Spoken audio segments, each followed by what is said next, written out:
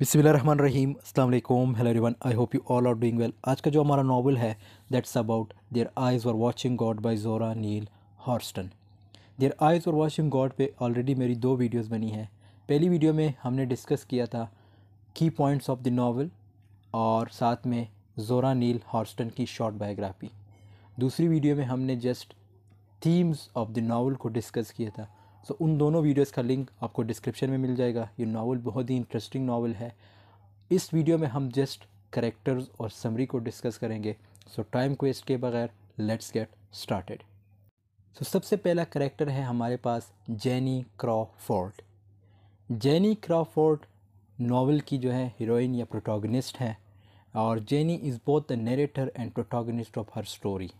ये अपनी स्टोरी की जो है प्रोटोगनिस्ट भी है और नरेटर भी है ऑफ मिक्स्ड रेस ओरिजिन्स। अब यहाँ पे जो मिक्स्ड रेस ओरिजिन्स है इसका मतलब ये है कि देखो इस वर्ड को समझने के लिए हमारे पास जो तीन करेक्टर्स हैं उनको समझना बहुत ज़रूरी है। वो तीन करेक्टर कौन कौन से, एक जेनी क्रॉफोर्ड, दूसरी जो है लीफी क्रॉफोर्ड और तीसरी नैनी क्रॉफोर्ड।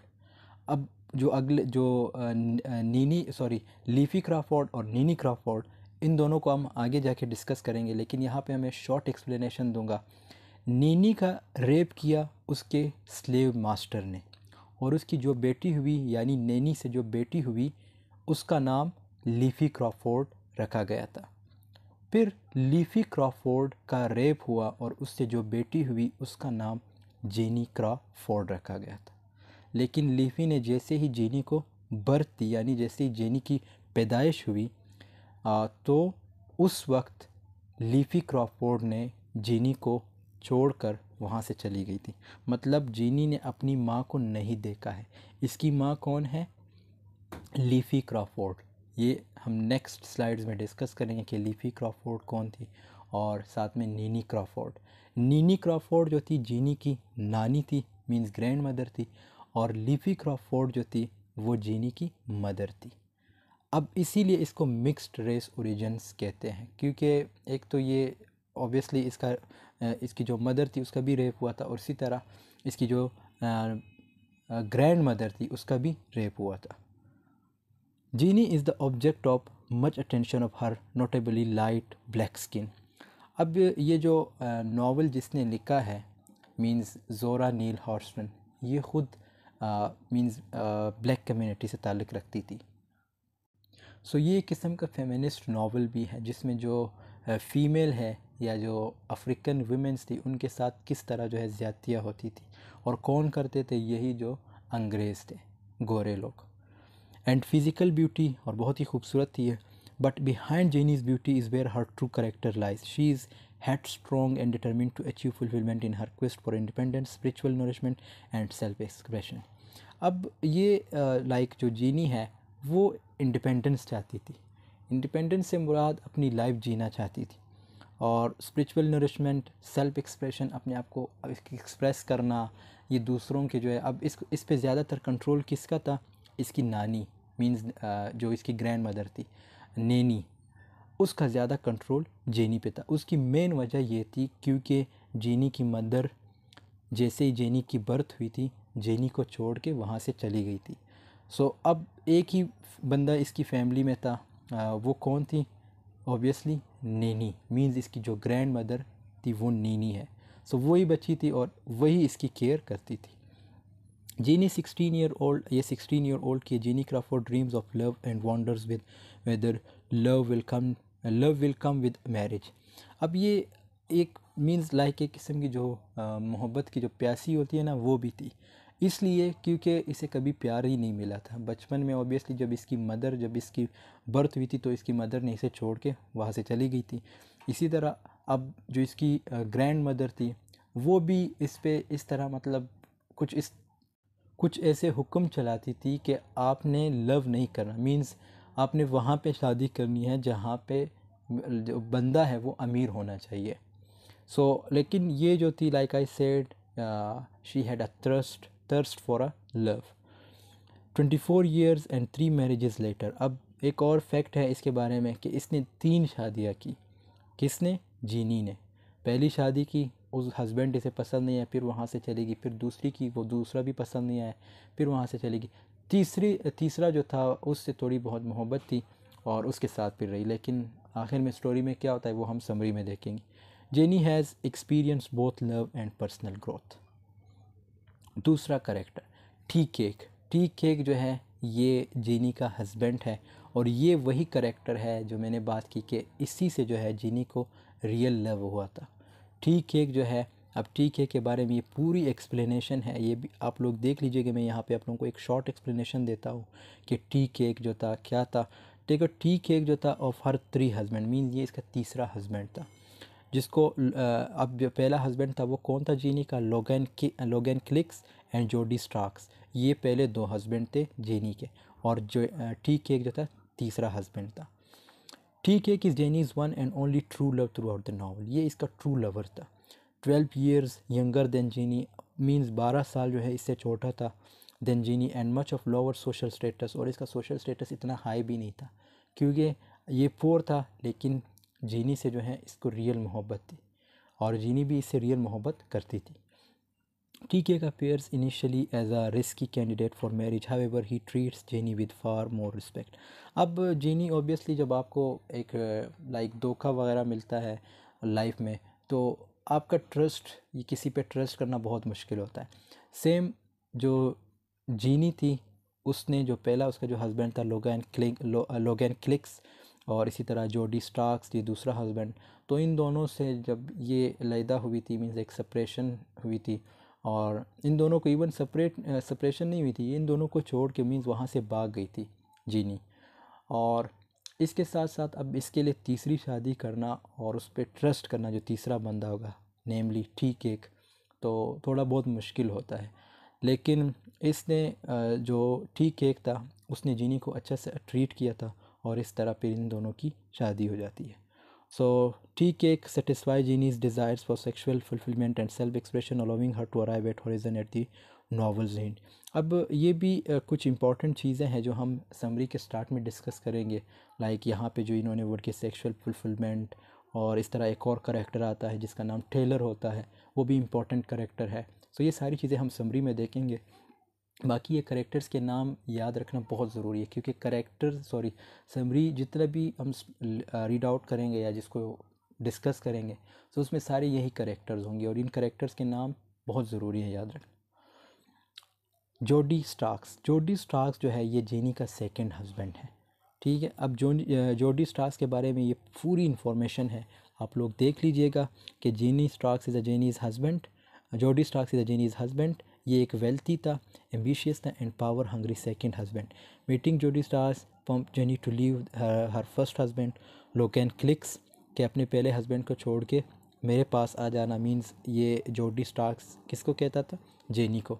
और फिर इस तरह जेनी इसको छोड़ के अपने पहले हस्बैंड लोगन क्लिक्स को छोड़ के जोडी स्टार्क के पास आती। Who she felt treated her as nothing more than an animal, और ये भी जो जेनी थी उसको जानवरों की तरह ट्रीट करता था।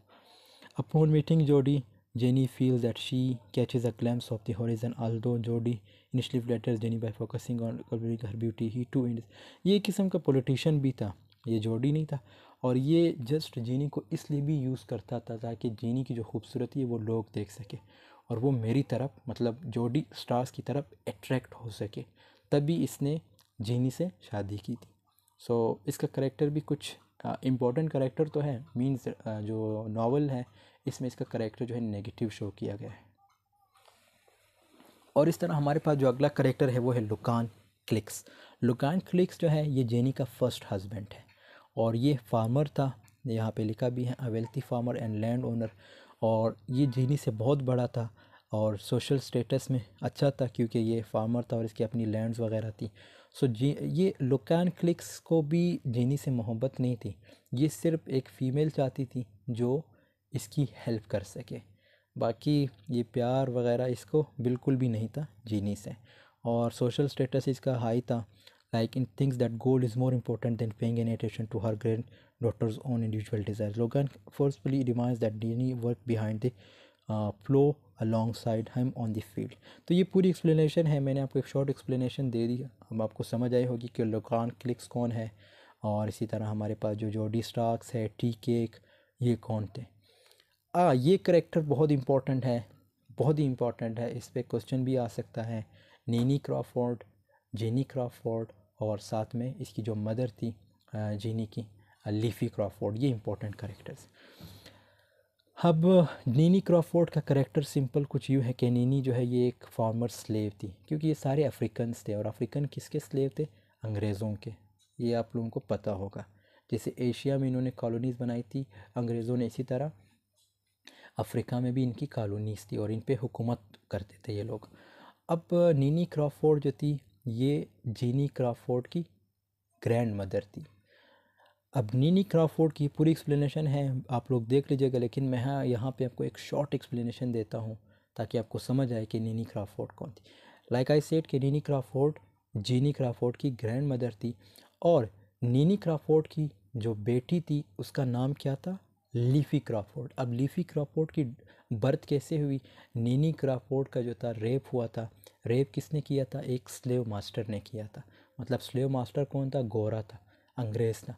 जब उस नीनी क्रॉफोर्ड का रेप हुआ तो नीनी क्रॉफोर्ड से जो बेटी हुई उसका नाम क्या रखा गया था, लीफी क्रॉफोर्ड। लीफी क्रॉफोर्ड बहुत ही इंपॉर्टेंट करेक्टर है जो इसके बाद हम डिस्कस करेंगे, और बाकी जो है ये पूरी एक्सप्लेनेशन है, यही चीज़ें इसमें भी डिस्कस हुई है, क्योंकि अगर मैं एक एक वर्ड पढ़ना स्टार्ट करूँ तो वीडियो बहुत लंबी हो जाएगी, हमने समरी को भी देखना है। उसके बाद हमारे पास लीफी क्रॉफोर्ड है। अब ये लीफी क्रॉफोर्ड कौन है, लीफी क्रॉफोर्ड जो है नीनी क्रॉफोर्ड की बेटी है और जीनी क्रॉफोर्ड की मदर है। इसका भी सिंपल रोल ये है, इस करेक्टर को समझने के लिए भी यही इम्पोर्टेंट है कि इसका भी रेप हुआ था। इसका रेप किसने किया था, एक स्कूल टीचर ने किया था। ठीक है, एक स्कूल टीचर ने इसका रेप किया। इसकी जो बेटी हुई उसका नाम क्या रखा गया था, जेनी क्रॉफोर्ड, जो कि प्रोटोगनिस्ट नॉवल की। तो जेनी क्रॉफोर्ड नाम रखा गया, और ये वहाँ से भाग गई थी। मतलब जैसे ही अपनी बेटी की बर्थ हुई, मतलब इसकी बेटे की बर्थ हुई, तो ये उस जगह को छोड़ के भाग गई थी, और इसने अपनी मदर यानी नैनी क्रॉफोर्ड से ये कहा था कि तुमने जो है, जो मेरी बेटी है मींस जेनी क्रॉफोर्ड, उसका ख्याल रखना है।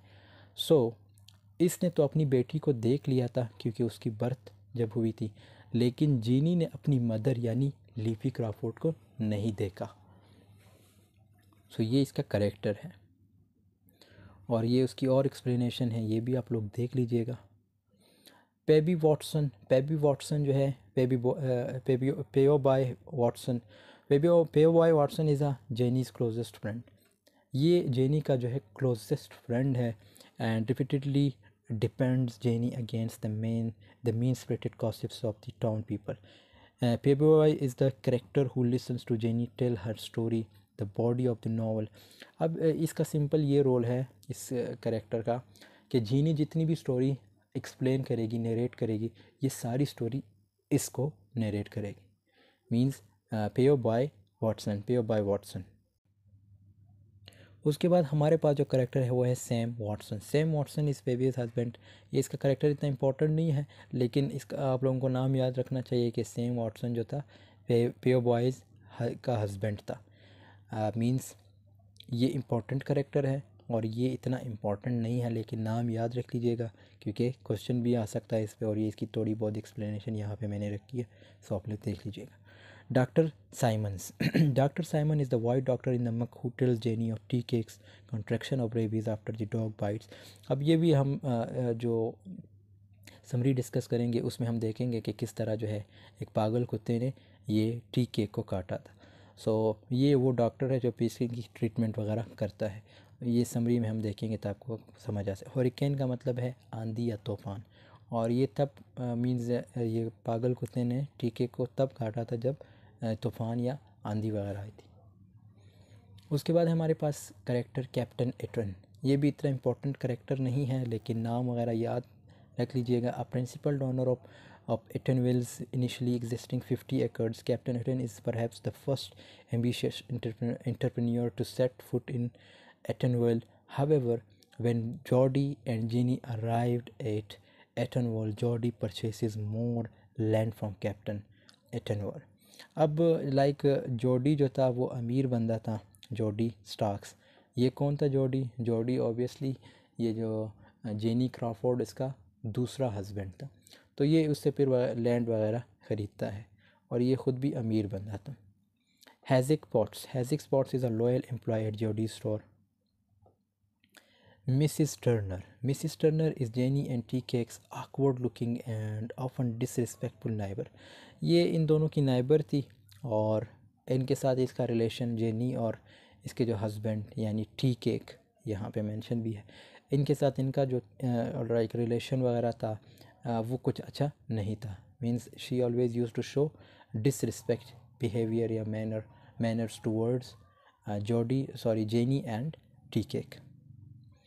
Johnny Taylor is the person और to kiss and be kissed bye.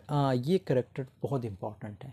देखो ये करेक्टर इसलिए इम्पोर्टेंट है कि जब हम समरी स्टार्ट करेंगे तो सबसे पहला करेक्टर यही हमारे सामने आएगा। ये वो करेक्टर है जिसको जेनी किस करती है। किस कहाँ पे करती है? एक जगह बैठी होती है जेनी और जेनी जो है कुछ सोच रही होती है किसिंग वगैरह के बारे में, फिर अपने आप को कंट्रोल नहीं कर पाती और इस तरह जॉनी टेलर उस वक्त उस जगह होता है तो जॉनी को जो है ये किस कर लेती है। Mister and Mrs Washburn. After Nanny is freed from slavery, she moves in with the white couple, Mr and Mrs Washburn, and works for them as an employ. ये भी इतने इंपॉर्टेंट करेक्टर्स नहीं है, आप लोग देख लीजिएगा, लेकिन ये जो है जेनी के साथ ही होते हैं और एम्प्लॉय वगैरह हैं। अब हमारी जो एक्चुअल स्टोरी है वो जो समरी है दैट्स मोर इम्पॉर्टेंट, और अगर आपको करेक्टर्स की समझ आई है तो समरी आपके लिए बहुत ही ईजी होगी। अगर आपको करेक्टर्स की समझ नहीं आई सो प्लीज़ दोबारा करेक्टर्स की जो वीडियो है या जो हमने अभी डिस्कस किया उसको देख लीजिएगा। सो समरी में क्या होता है, देखो समरी स्टार्ट होती है। समरी को स्टार्ट करने से पहले मैं यहाँ पे एक बार फिर वो चीज़ें रिपीट करूँगा जो हमने करेक्टर्स में डिस्कस, जो 3 करेक्टर्स मैंने बताए थे बहुत इंपॉर्टेंट। 3 करेक्टर कौन कौन से? नीनी क्रॉफोर्ड, जेनी क्रॉफोर्ड और साथ में लीफी क्रॉफोर्ड। नीनी, अब ये कुछ 3-4 लाइन्स इसको जब आप समझेंगे ना तो आपको समरी भी समझ आएगी।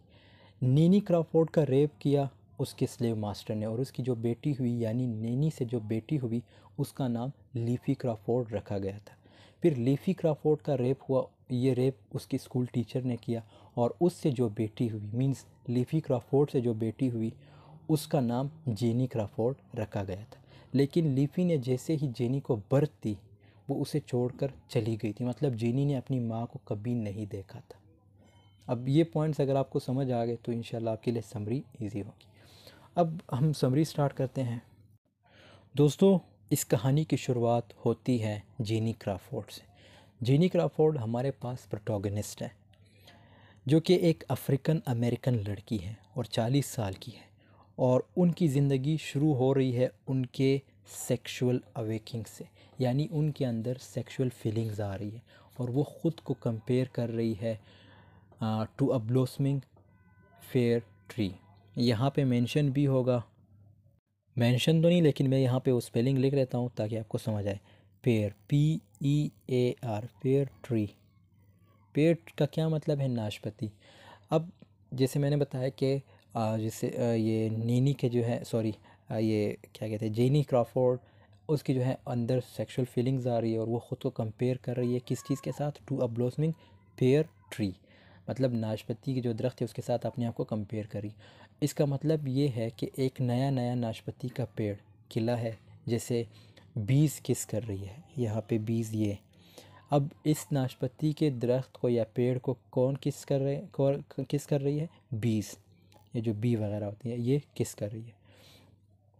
तो इससे क्या होगा? पेयर ट्री को ये सीन मतलब अब जीनी ये पेयर ट्री का ये सीन देखकर जेनी क्रॉफोर्ड के अंदर जो है सेक्सुअल अवेकिंग होती है और इसी दौरान जेनी एक लोकल लड़के को जिसका नाम होता है Johnny Taylor, like I said, हमने करेक्टर्स में डिस्कस किया था कि जेनी टेलर वही बंदा होता है जिसको ये फिर किस करती है। तो इसी दौरान जेनी एक लोकल लड़के को जिसका नाम होता है जॉनी टेलर को ख़ुद को किस करने देती है। मतलब जेनी उसे ये कहती है कि जेनी उसको अलाउ करती है कि मतलब वो उसे किस कर सकते हैं।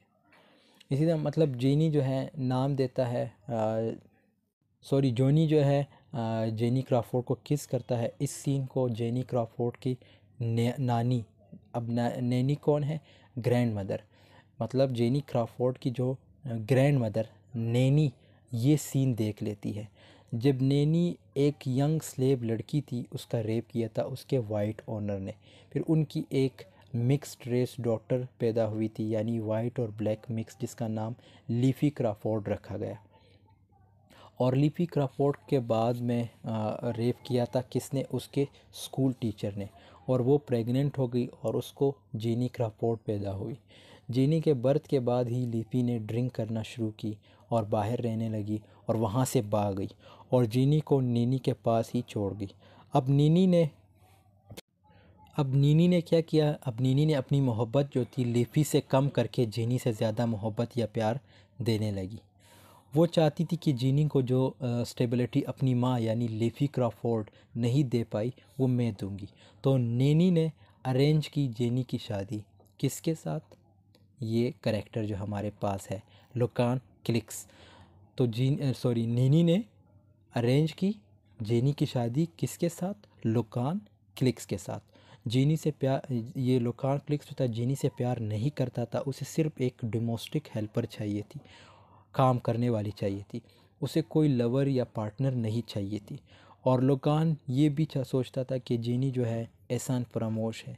जब जेनी नैनी से कहती थी कि उसके दिल में प्यार की डिज़ायर्स हैं, तो नीनी कहती थी कि तुम भी बिगड़ गई हो।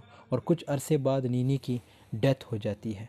अब जीनी जो है अनहैप्पी है, उसके दिल में कोई इल्यूजन्स नहीं है और उसमें अकेलापन है। वो अपने शोहर लोकान क्लिक्स को छोड़ देती है और भाग जाती है जोडी स्टार्क्स के साथ, जिसको जॉय भी कहते हैं।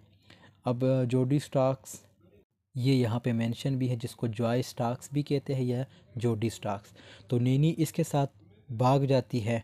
और जब नीनी जो है लाइक जोडी स्टार्क के साथ जैसे उसको छोड़ देती है, तो जोडी जो है जेनी को ले जाता है ब्लैक कम्युनिटी में, एटनविला फ्लोरिडा में। एटनविला फ्लोरिडा ये एक जगह है जहाँ पे मेंशन भी है ये पूरा एटनविला फ्लोरिडा। तो कौन वहाँ जीनी को ले जाता है? इसका जो दूसरा हस्बैंड जोडी स्टार्क्स। तो ये कौन सी यहाँ पे ब्लैक कम्युनिटी रहती थी।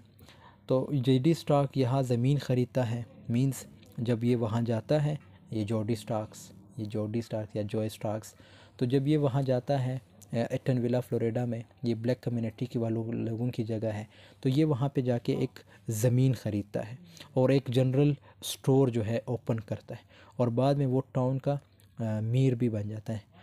और जेनी को जल्द ही रियलाइज़ हो जाता है कि जॉडी स्टार्क्स उसे ट्रॉफी वाइफ के तौर पे यूज़ कर रहा है। ट्रॉफी वाइफ से मुराद जो अपनी वाइफ की नुमाइश करते हैं, मतलब उसकी खूबसूरती की नुमाइश करते कि लोग उसको देखें, तो उसको हम क्या कहते हैं? Trophy wife.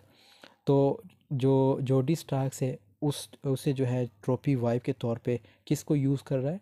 जेनी को, यानी कि उसे ट्रॉफी की तरह यानी दिखाने के लिए यूज़ करता है ताकि उसकी पोजीशन जो है पावरफुल रहे। लाइक आई सेड कि वो मेयर बन गया था। ये कौन? JD Starks. अब इससे शादी इसकी दो वजह थी, ताकि एक तो ये इसके साथ रहे, लोग इसकी खूबसूरती देखे और मेरी तरफ अट्रैक्ट हो सके, मींस जॉडी स्टार्क्स का ये मानना था। और दूसरी वजह ये थी कि जर्नल स्टोर जैसे इसने एटनविला फ्लोरिडा में ओपन किया था, ताकि लोग जो है उस जर्नल स्टोर की तरफ आ सके, क्योंकि इसने स्टोर पे भी जेनी क्रॉफोर्ड को ही रखा था। और जोडी जो है जेनी को मना करता है टाउन के सोशल एक्टिविटीज़ में हिस्सा लेने से। इनकी 20 साल की शादी में वो उससे प्रॉपर्टी की तरह यूज़ कर रहा है। कौन कर रहा है इसको प्रॉपर्टी की तरह यूज़? जोडी स्टार्क्स या जॉय स्टार्क्स उसे कंट्रोल करने की कोशिश करता है और उसे अब्यूज़ भी करता है। आखिर में स्टार्क्स की किडनी जो है फेल हो जाती है। जेनी कहती है कि ऐसा लगता है जैसे मैं अपने हस्बैंड स्टार्क्स को कभी जानती ही नहीं थी, उसने कभी मुझे आज़ादी ही नहीं दी। स्टार्क्स के मरने के बाद जेनी जो है फाइनेंशियली जो है इंडिपेंडेंट हो जाती है, उसके पास पैसों की कोई कमी नहीं थी, क्योंकि जब उसकी डेथ हो जाती है तो ओबियसली फिर उसके बाद जो पैसा बच जाता है वो सारा किसके पास आएगा? जेनी क्रॉफोर्ड के पास आएगा। और इस तरह ये यहाँ पे भी मेंशन है कि जैसे वो उसको यूज़ कर रहा था किसको? जेनी क्रॉफोर्ड को, और फिर इसकी डेथ हो आफ्टर हिज अल्टीमेट डेथ या अल्टीमेटली डेथ।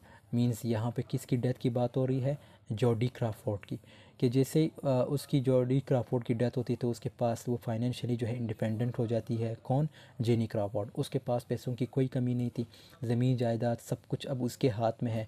और जेनी को प्रपोज़ करने वाले बहुत से लोग थे, उनमें से बहुत सारे मतलबी लोग भी थे, बहुत सारे पैसों वाले लोग भी थे, बहुत सारे पैसे वाले लोग भी थे, मतलब वो कम थे जो पैसे वाले। लेकिन जेनी ने सबको मना कर दिया। बाद में जेनी को एक लड़का मिला जो कि गैम्बलर था, जिसका नाम था वर्जेबियल वुड्स, और उसे टी के नाम से भी जाना जाता था। ये टी का एक और नाम था, क्या नाम था? वर्जेबियल वुड्स। और वर्जेबियल के स्पेलिंग कुछ यू है, VERGIBLE, वर्जेबियल WOODS, वुड्स, वर्जेबियल वुड्स। और इसे टी के नाम से भी जाना जाता था। इस लड़के ने जेनी के लिए गिटार बजाया और उसे बहुत ही काइंडनेस और रिस्पेक्ट के साथ ट्रीट किया। जेनी शुरू में खौफज़दा थी कि कहीं ये भी उसका फ़ायदा ना उठा ले, और बाद में वो फ़ैसला करती है, मीन्स जेनी फ़ैसला करती है कि वो इसके साथ, मीन्स टी के साथ भाग जाएगी, जो कि लाइक जैक्सनविला नाम की जगह पर। जैक्सनविला एक जगह का नाम है जहाँ पे ये लोग फिर भाग जाते हैं, किसके साथ? जेनी और टी के एक दूसरे के साथ चले जाते हैं इस जगह, और शादी कर दे, मीन्स दोनों की फिर शादी हो जाती है। और फिर वो लोग बेला ग्लेड नाम की जगह जाए, जहाँ वो हार्वेस्टिंग का काम करते हैं, हार्वेस्टिंग बीन्स उगाते हैं। उनकी रिलेशनशिप कभी कभी वायलेंट भी होती है, लेकिन जेनी इस लड़के से बहुत प्यार करती है और वो इसी से शादी चाहती थी। और इसकी जो उसके पेयर ट्री ब्लॉसम होने की इमेज थी ज़िंदगी, लाइक जो स्टार्ट में हमने डिस्कस किया था कि एक किस्म की लाइक जो सेक्सुअल अवेकिंग्स थे, वो सारे जो डिज़ायर्स थे वो अब ये जो क्या ना ये ठीक एक जो है कंप्लीट करता है। अचानक उस एरिया में जो थी लाइक एक तूफ़ान आता है 1928 में। ठीक है, यहाँ पे एक और डेट आप लोगों ने इसको नोट करना है कि 1928 में उस एरिया में जहाँ पे ये जेनी और टी केक रहते हैं, तो एक तूफ़ान आता है, और उस तूफ़ान का क्या नाम है? ओकचुयोबियो हरिकेन। ओकचुयोबियो का स्पेलिंग कुछ यूँ है, OKEECHOBEE, ओकचुयोबियो हरिकेन। हरिकेन जो है तूफ़ान या आंधी को कहते हैं। और टीके को एक पागल कुत्ता काट लेता है। लाइक आई सेड कि अब इसकी स्टोरी यहाँ से भी स्टार्ट होती है टीके की। तो जब तूफ़ान आता है तो जो टीके है उसको एक पागल कुत्ता काट लेता है, जब वो जेनी को बचाने की कोशिश कर रहा था डूबने से, वो मतलब उसको डूबने से। पागल कुत्ते के काटने के बाद वो धीरे धीरे लाइक जेलस होने लगता है और अनप्रिडिक्टेबल हो जाता है, मतलब इसकी पर्सनैलिटी जो है, जो टीके की पर्सनैलिटी है वो चेंज हो जाती है, अजीब अजीब हरकतें करने लगता है, और इस तरह मतलब अजीब अजीब तरीके से बिहेव करने लगता है। और एक दिन वो जब जेनी को शूट करने वाला था, अब यहाँ तक मीन्स बात यहाँ तक पहुँच गई कि ये जो टी केक है अब ये भी जेनी को जो है शूट करने लगा था, मीन्स उसको कत्ल करने का इरादा था। ये टी केक का किसको? जेनी क्राफोर्ड को। तो उसे शूट करने वाला था अपने पिस्तौल से, तो ये उसे शूट कर लेती है। अब अपने आप को डिफेंड करने के लिए, मीन्स जेनी क्राफोर्ड जो अपने आप को डिफेंड करने के लिए टी केक को जो है उसको जो है कत्ल कर देती है, मीन्स उसकी जो है डेथ हो जाती है। किसकी? ये टी केक की। तो जब उसे शूट कर लेती है एक राइफ़ल से अपने डिफेंस में, और जेनी पर इल्ज़ाम लग जाता है मर्डर का। जब ट्रायल हो पाते हैं तो टी के जो ब्लैक मेल फ्रेंड्स होते हैं वो भी जेनी के अगेंस्ट होते हैं, लेकिन जो लोकल वाइट वुमेन होती है वो जेनी के सपोर्ट में आती है। लेकिन जेनी जो है एक्विट कर जाती है, यानी बरी हो जाती है, और इस तरह वो टी के फनरल जो जनाजा वगैरह वो मीन्स पढ़ती है। टी के जो फ्रेंड्स थे वो भी जेनी को माफ़ कर देते हैं और जेनी को कहते हैं कि वो एवरग्लैड्स रह सकती है। एवरग्लैड एक जगह का नाम है जहाँ पे ये लोग रहते थे। लेकिन जेनी फैसला कर दी कि वो इटन विला जाएगी और वहाँ जाके मीन्स वहाँ के जो रेजिडेंट हैं उनके साथ गॉसिप वगैरह गपशप वगैरह लगाएगी, और जेनी लौट आती है टाउन। और ये स्टोरी यहाँ पे जो है दोस्तों ख़त्म हो जाती है। और जेनी अब अपनी ज़िंदगी पे बॉय, यहाँ पे जो मेंशन है ये पे बॉय जो है, पे बॉय ये हमारे पास एक करेक्टर है, पे बॉय के साथ गुजार रही है। पे बॉय वाटसन जो कि जेनी के बेस्ट फ्रेंड है, मीन्स ये जेनी के बेस्ट फ्रेंड हैं और इस तरह इनके साथ फिर ये अपनी ज़िंदगी गुजार रही होती है।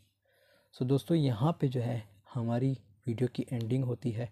आई होप आपको ये वीडियो ये नावल पसंद आया होगा। कोई भी क्वेश्चन हो आप मुझे इंस्टाग्राम पे मैसेज कर सकते हैं या व्हाट्सएप पे मैसेज कर सकते हैं या आप कमेंट सेक्शन में पूछ सकते हैं।